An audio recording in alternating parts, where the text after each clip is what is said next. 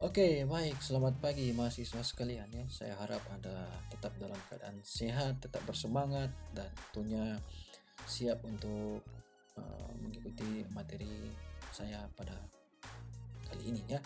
Pada video sebelumnya saya sudah membahas tentang satu metode terbuka ya, di mana metode tersebut memerlukan akar dari sebuah persamaan ya untuk kita dapat menyelesaikannya secara numerik ya atau dengan menggunakan bantuan komputer. Nah, sekarang saya akan masuk ke metode selanjutnya yaitu metode secant, di mana metode secant ini adalah tergolong metode terbuka juga, tapi dia merupakan pengembangan ya dari metode Newton-Raphson ya. Newton-Raphson masih kita disibukkan dengan mencari turunan ya.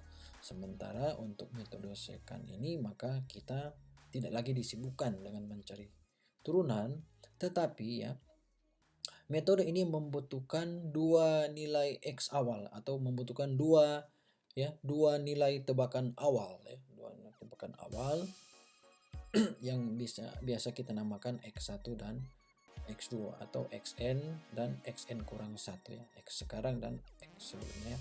Oke, kenapa demikian ya? Ini persamaan umumnya ya. Saya akan menjelaskan penurunannya. Saya tidak mengilustrasikan lagi secara grafikal atau visual tentang metode secant ini karena sifatnya dia hanya memperbaiki Newton-Raphson yang secara visual sudah saya jelaskan pada video sebelumnya ya. Jadi seperti ini saya recall lagi persamaan Newton-Raphson ya. Bentuknya seperti ini, kemudian di mana kita ketahui jika kita ingin mencari sebuah turunan ya, kita akan mengeliminir yang di bawah sini, maka inilah rumus turunan ya. Fn dikurangin Fn kurang 1 dibagi dengan Xn kurang Xn kurang 1 ya. Seperti halnya mencari gradien ya. Sama, ini sering kita gunakan, mirip juga dengan persamaan yang ketika Anda belajar turunan ya, kemudian ada prosesnya menurunkan dari grafikal ya, terutama saat masuk ke limit ya, karena limit juga merupakan turunan pertama sebenarnya. Didekati dengan cara itu ya. Nah, kita mempunyai dua persamaan ini dan persamaan sebuah turunan ini seperti ini ya. Nah, di mana kita akan menggantikan bagian yang di bawah sini ke dalam sini ya, ke dalam sini, sehingga kita recall lagi bentuk umum dari Newton-Raphson ya. Kalau ini bentuk Newton-Raphsonnya seperti ini, kemudian bentuk umumnya seperti ini, sama saja. Kemudian kita akan memasukkan persamaan tadi yang di bagian sini ke bawah sini ya. Sehingga hasil akhirnya menjadi seperti ini ya. Seperti ini ya.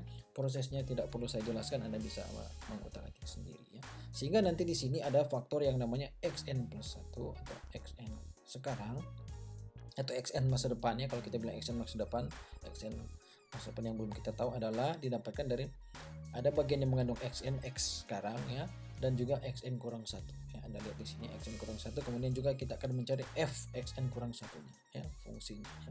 Jadi seperti sudah katakan tadi, konsep ini tidak ada turunan tapi membutuhkan dua nilai awal yaitu xn dan xn kurang 1.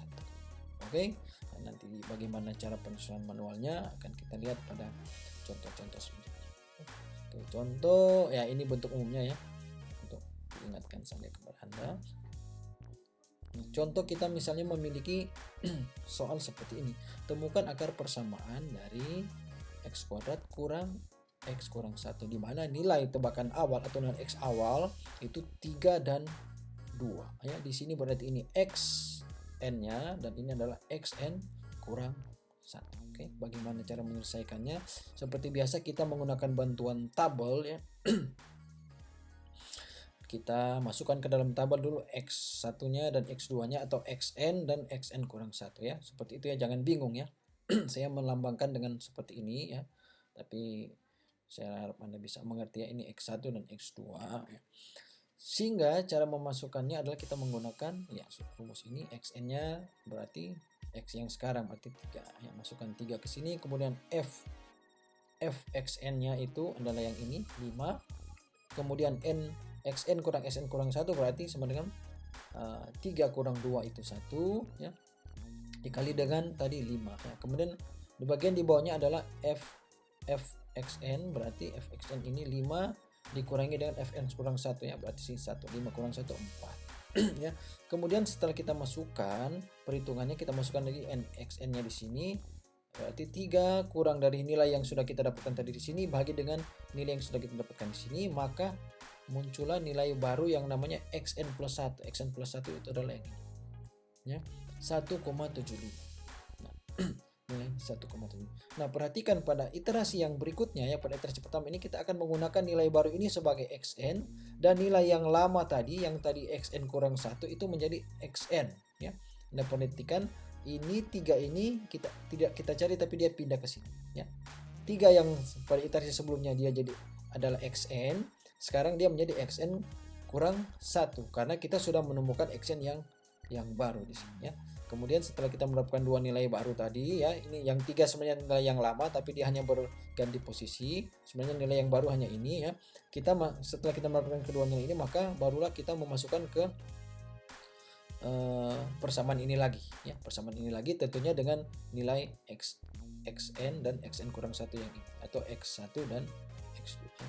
Begitu seterusnya sehingga iterasi ini berjalan sampai berhenti pada kriteria yang kita tentukan. Contohnya jika kita melihat mungkin nilai fx-nya itu sudah menuju atau mendekati 0 yang telah kita tentukan ya, misalnya pada iterasinya maksimum ataupun dengan toleransi error sekian ya, itu yang akan kita tentukan ya. Jadi seperti itu penjelasannya. Memang ini agak sedikit rumit perhitungannya, tapi kan ini akan dihitung oleh komputer ya. Tapi Anda juga wajib mengerjakannya secara manual supaya Anda tahu persis urut-urutan penyelesaiannya. Oke, jadi seperti itu ya, mudah-mudahan Anda mengerti. Kemudian berdasarkan itu maka algoritmanya adalah seperti ini, seperti biasa. fx-nya sudah kita tentukan, kemudian kriteria penghentian kita tentukan, kemudian tentukan nilai awal yang kita nampak x0 dan x1 atau akan menjadi xn dan xn kurang 1 ya. Kemudian kita hitung ini, kemudian kita lakukan loop pada kondisi ini ya. Kondisi ini sudah saya jelaskan pada video sebelumnya. Kemudian di sini kita akan menghitung fxn, tentunya dua-duanya, berarti f pada saat xn dan f pada saat xn kurang 1 ya. Masukkan, hitung. Kemudian masuk ke proses di sini ya. Hitung xn plus 1 yang didapat dari xn kurang fxn kali xn kurang 1 per fxn kurang fxn kurang 1 ya, seperti itu. Setelah itu nanti yang ini yang saya jelaskan akan diadakan update pergantian posisi, di mana yang tadinya xn itu dia akan menjadi xn kurang 1, kemudian xn plus 1 yang baru dapatkan itu akan menjadi nilai xn. Nah, terjadi update di sini karena akan digunakan untuk perhitungan selanjutnya. Kemudian dia berjalan terus sampai kriteria terpenuhi, kriteria yang di sini, maka nilai akhir itulah yang menjadi x yang kita cari. Oke, ya, seperti itu algoritmanya. Sehingga kalau ke dalam bentuk kode komputer ya, dengan soal yang bukan soal yang seperti biasa ya, yang lebih advance. Jadi kita tidak perlu mencari turunan ini dari pangkat x kurang 5x kuadrat, tapi kita mencoba memberikan nilai awal, dua tebakan nilai awal itu 2 dan 1 ya. Oke, seperti ini. Ini mungkin agak kecil ya, saya coba perbesar ya, dan sambil saya jelaskan ya, saya perbesar di sini ya. Oke, jadi di sini fungsinya cuma satu ya, Anda lihat fungsinya cuma satu. Kemudian ini cara lain dalam Python untuk jika kita membuat sebuah variabel yang berurutan, berarti x-nya itu adalah 2,0 dan double x-nya atau x2 ini adalah yang 1,0, itu berurutan ya. Seperti itu. Itemax sama epsilon, kita coba dulu 1 kali 10 pangkat minus 6 ya, nilai terkecil.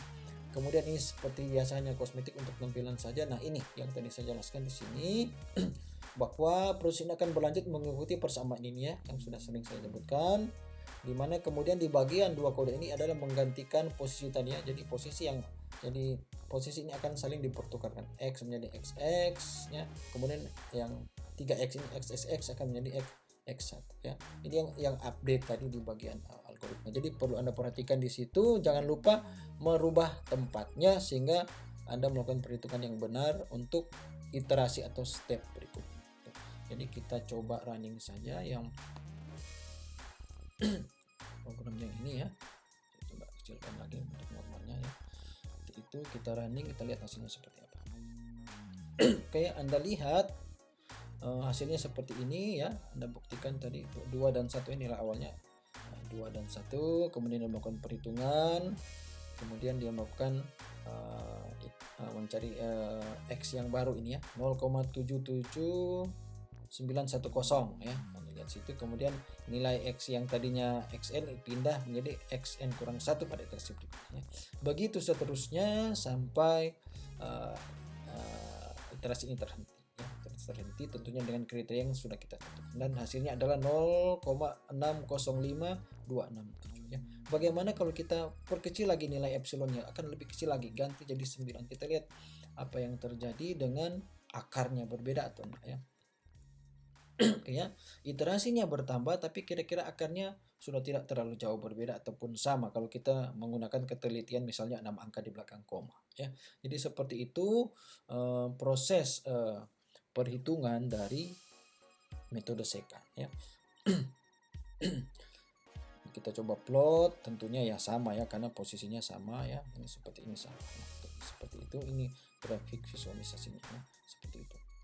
Oke ya, jadi saya harap Anda mengerti ya kedua metode tertutup ini ya. Sekali lagi ini hanya contoh, ada beberapa metode lain ya di metode terbuka ini ya yang tidak saya jelaskan, tapi dengan adanya ini saya harap Anda mendapatkan ide yang sama dan bisa menerapkan untuk kasus-kasus yang lain, terutama penurunan manual ketika Anda sudah mengerti, dan berikutnya Anda mencoba membuat kode ya, kode komputer untuk case atau kasus yang dimaksud ya. Oke ya, jadi kira-kira seperti itu. Saya harap Anda mengerti dan selamat mencoba ya. Silakan kalau ada pertanyaan bisa didiskusikan bersama ya. Oke, terima kasih atas perhatian dan semoga Anda sehat selalu. Sampai jumpa ya. Mantap.